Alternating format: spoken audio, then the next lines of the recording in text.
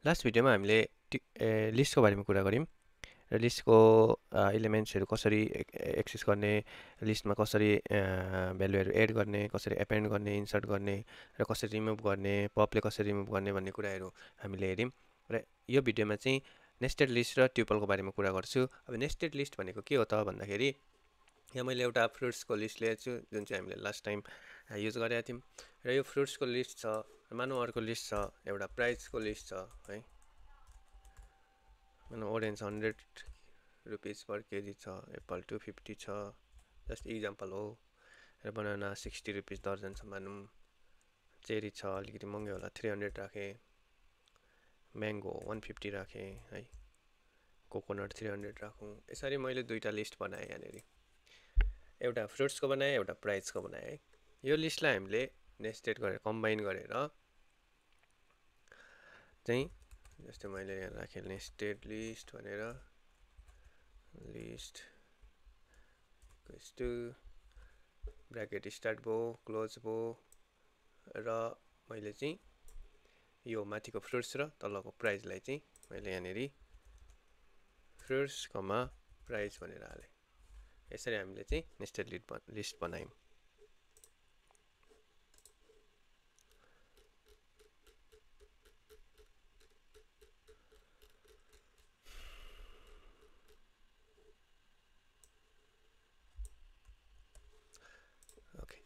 अब nested list चाहिँ कति प्रकारको हुन्छ भन्नु पर्दाखेरि मैले इक्जाम्पल लिएको छु। एउटा बेसिक नेस्टेड लिस्ट चाहिँ अहिले मैले यहाँ एक्सप्लेन गरेँ होइन, जसलाई चाहिँ हामीले एउटा लिस्टको भित्र चाहिँ मल्टिपल लिस्टलाई चाहिँ बेसिक नेस्टेड लिस्ट भन्छ होइन। अर्को बेसिक नेस्टेड लिस्टै हो तर with different length of list है। नेस्टेड लिस्टमा चाहिँ इच एन्ड एभ्री लिस्टको लेन्थहरू चाहिँ फरक भएकोलाई चाहिँ हामीले nested list with different length भनेर भन्यौँ।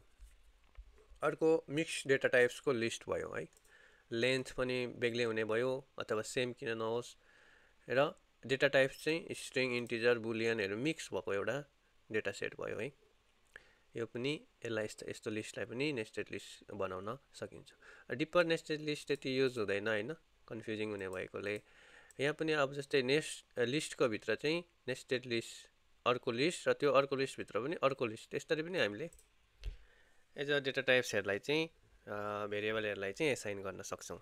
यसलाई एकचोटि छोडौँ र मैले चाहिँ यो हाम्रो अघिको इक्जाम्पलको नेस्टेड लिस्टलाई चाहिँ फ्रुट्स र प्राइसको रूपमा यसरी लेखिरहेको छ।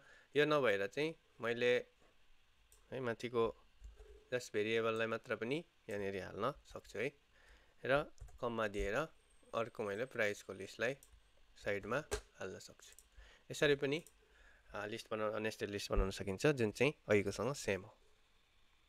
अहिलेको लागि यसलाई मैले मेटाएँ, म चाहिँ फ्रुट्स र प्राइसकै नेम राख्छु अहिलेको लागि। यो पनि हाम्रो मिस्टेक भएर छ, सरी। र अब हामीले के गर्छौँ भन्दाखेरि जस्तै हामीलाई चाहिँ प्रिन्ट गर्नु पर्यो, ओरेन्जको प्राइस प्रिन्ट गर्नु पर्यो भने हामी के गर्छौँ, प्रिन्ट फङ्सन युज गरेर, र हाम्रो चाहिँ नेस्टेड लिस्टमा छ भनेपछि नेस्टेड लिस्टमा हामीले कलेक्ट गरेका छौँ। नेस्टेड लिस्टको चाहिँ हामी फर्स्ट सेलमा जान्छौँ, फर्स्ट लिस्टमा जान्छौँ जहाँ चाहिँ ओरेन्ज छ है। भनेपछि एलको फर्स्ट सेट भनेको 0 भयो र त्यसको कुन एलिमेन्ट चाहिँ एक्सेस गर्ने हो त्यसको पनि हामीले फर्स्ट लिस्टको फर्स्ट एलिमेन्ट एक्सेस गर्नको लागि 0 0 दिनु पर्यो है त। इन्डेक्स 0 बाट स्टार्ट हुन्छ। हाम्रो यहाँ ओरेन्ज प्रिन्ट भएको छ है। अब त्यसरी नै प्राइस प्रिन्ट गर्न चाहिँ के गर्नु पर्यो भन्दाखेरि यहाँ हामीले कमा दियौँ, फेरि पनि हामी नेस्टेड लिस्टमा जान्छौँ र प्राइस भनेको हाम्रो सेकेन्ड इन्डेक्समा छ त्यही भएर 1 भयो र इन्डेक्स चाहिँ हाम्रो 0 नै हुने भयो किनभने ओरेन्जको इन्डेक्स 0 छ, ओरेन्जको प्राइसको इन्डेक्स पनि 0 छ। जस यहाँ चेन्ज हुने के भयो भने फर्स्ट सेट अफ लिस्ट र सेकेन्ड सेट अफ लिस्ट भयो। फर्स्ट लिस्टमा चाहिँ हाम्रो फ्रुट्सको नेम छ, सेकेन्ड लिस्टमा चाहिँ हाम्रो फ्रुट्सको प्राइस छ। यसलाई प्रिन्ट गरौँ है। यहाँ के आयो, ओरेन्ज 100 भनेर आयो है। पछि हामी नेक्स्ट भिडियोमा म कभर गर्छु, फर लुपहरू युज गरेर पनि हामीले धेरै कुरा गर्न सकिन्छ, त्यो चाहिँ नेक्स्ट भिडियोमा म कभर गर्छु। अब हामीलाई नेस्टेड लिस्टमा एपेन्ड अथवा इन्सर्ट गर्नु पर्यो भने मैले लास्ट भिडियोमा एपेन्ड, इन्सर्ट, पप, रिमुभको कुरा गरिसकेको छु र अब जस्तै केही आइटमहरू एड गर्नु पर्यो है, त्यस्तो बेला चाहिँ के गर्ने भन्दाखेरि हामी फर्स्टमा लिस्टको नेममा जान्छौँ र कुन लिस्टमा एड गर्ने हो। हाम्रो 0 भनेको फ्रुट्स भयो, 1 भनेको प्राइस भयो होइन। अहिलेको लागि म 0मा गएँ र डट एपेन्ड भने है मैले। अब यहाँ के एपेन्ड गर्ने हो, के चाहिँ एड गर्ने हो, त्यसको फ्रुट्सको नेम लेख्नु पर्यो। मैले पपाया लेखेँ है। अब म यो नेस्टेड लिस्टलाई एकचोटि प्रिन्ट गर्छु। हाम्रो ओरेन्ज 100 भनेको त यो फर्स्टको हाम्रो यो प्रिन्ट फङ्सनबाट आएको हो र त्यसको सेकेन्डमा के छ भने orange, Apple, banana, cherry, mango, coconut र पपाया आइसक्यो। तर हाम्रो यहाँ प्राइस चाहिँ छैन आएको है। अब हामीले प्राइस यो 350 कोकोनटको प्राइस पछाडि हामीलाई पपायाको प्राइस चाहिँ हाल्नु पर्यो भने हामी के गर्छौँ भने लिस्टको नेममा गयौँ र हाम्रो अहिले प्राइसको लिस्ट भनेको सेकेन्ड लिस्ट हो जसको इन्डेक्स 1 हो र डट एपेन्ड पनि सेम भयो र यहाँ पपायाको प्राइस आयो है, 200 राखेँ मैले। अब फेरि हामीले एकचोटि प्रिन्ट गरौँ है। यहाँ पपायासम्म आएको छ र यहाँ 200 आएको छ है, प्राइस पनि एड भयो होइन। हामीलाई स्पेसिफिक इन्डेक्समा एड गर्नु पर्यो भने चाहिँ हामीले यहाँनिर इन्सर्ट भन्ने कमान्ड युज गर्न सक्छौँ। इन्सर्ट कुन पोजिसनमा राख्ने त्यो फर्स्टमा हामी दिन्छौँ, इन्डेक्स, कमा दिन्छौँ र नाम दिन्छौँ। यहाँ पनि इन्सर्ट राखौँ। अघि हामीले लास्टमा इन्सर्ट गरेको थियो, अहिले चाहिँ मैले 0 इन्डेक्स अर्थात् फर्स्टमा चाहिँ मैले पपाया र प्राइसलाई राख्न लागेको छु। एकचोटि प्रिन्ट गरौँ है। यो पपाया र 200 हाम्रो फर्स्टमा आएको छ। भन्नुहोस् अब ट्युपलको बारेमा कुरा गरौँ। मैले अहिलेको लागि यसलाई चाहिँ मेटाएँ है। हाम्रो यहाँ चाहिँ ट्युपल भनेको ट्युपललाई पनि हामीले लिस्टकै जस्तो लेखिन्छ, तर यहाँ चाहिँ स्मल ब्राकेट हुन्छ है।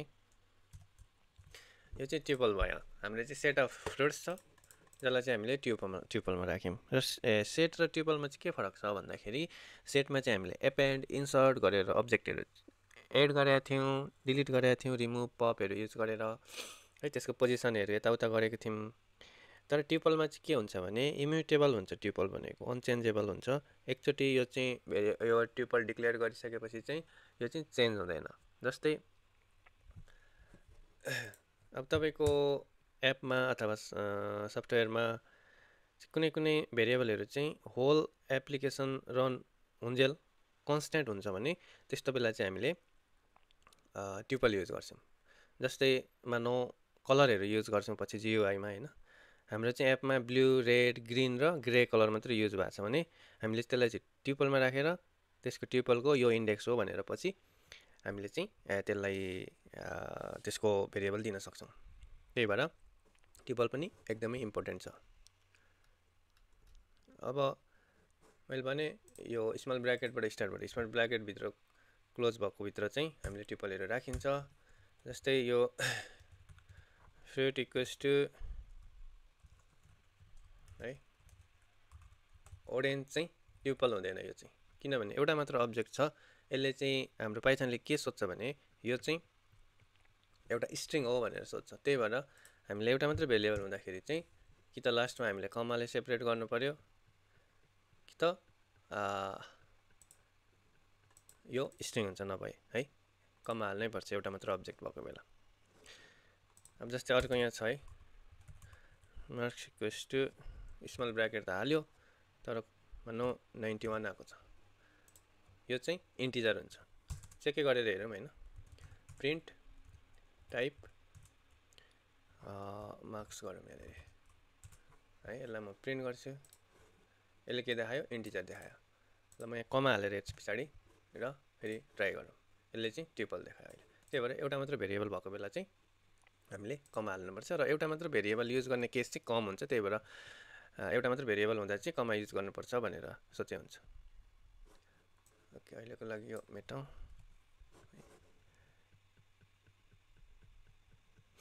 यसको प्रिन्ट पनि सेमै हुन्छ होइन। जस्तै प्रिन्ट फ्रुट्सको लिस्टसँग सेम हुन्छ। फ्रुट्सको 0 ओरेन्ज प्रिन्ट गरौँ है। ओरेन्ज आयो, यो चाहिँ लिस्ट नभएर ट्युपलको ओरेन्ज हो है। यसरी आउटपुट पनि लिन सकिन्छ। अब मिक्स्ड खालको भेरिएबल नै हुनसक्छ होइन। यहाँनिर इन्टिजरहरू एप्पलको ठाउँमा 100 है। यसरी मिक्स खालको डेटा टाइप्सको पनि हामीले चाहिँ ट्युपल बनाउन सक्छौँ, नम्बर मात्रको पनि बनाउन सक्छौँ र चेन्जेबल चाहिँ हुँदैन है। जस्तै भनौँ यो फ्रुट्स 0 1 राख्यौँ है। 100 लाई चाहिँ भनौँ ल 50 बनाऊ है। यो चाहिँ अलरेडी यहाँ एरर देखाइसक्यो है, ट्युपल सो भनेर। यसरी रिप्लेस गर्न मिल्दैन।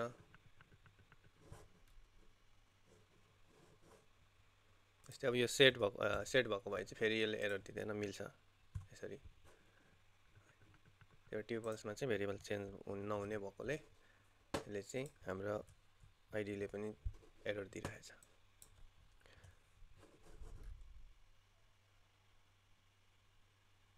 यसको युज केस चाहिँ के हुन्छ भन्दाखेरि अब जस्तै मल्टिपल भ्यालुहरू चाहिँ फङ्सनबाट चाहिँ लिनु पर्यो भने ट्युपलको भेरिएबललाई फङ्सनमा पास गरेर हैन, डिक्सनरी पछि हामी पढ्छौँ डिक्सनरीको कीहरूमा पास गरेर त्यसरी मल्टिपल भ्यालुहरू चाहिँ हामीले दिन सक्ने भयौँ। त्यही भएर चाहिँ हामीले यो ट्युपल पनि युज गर्छौँ र ट्युपल चाहिँ चेन्ज नहुने भएकोले एज अ कन्स्ट्यान्टको रूपमा चाहिँ हामीले एप्लिकेसनमा युज गर्छौँ।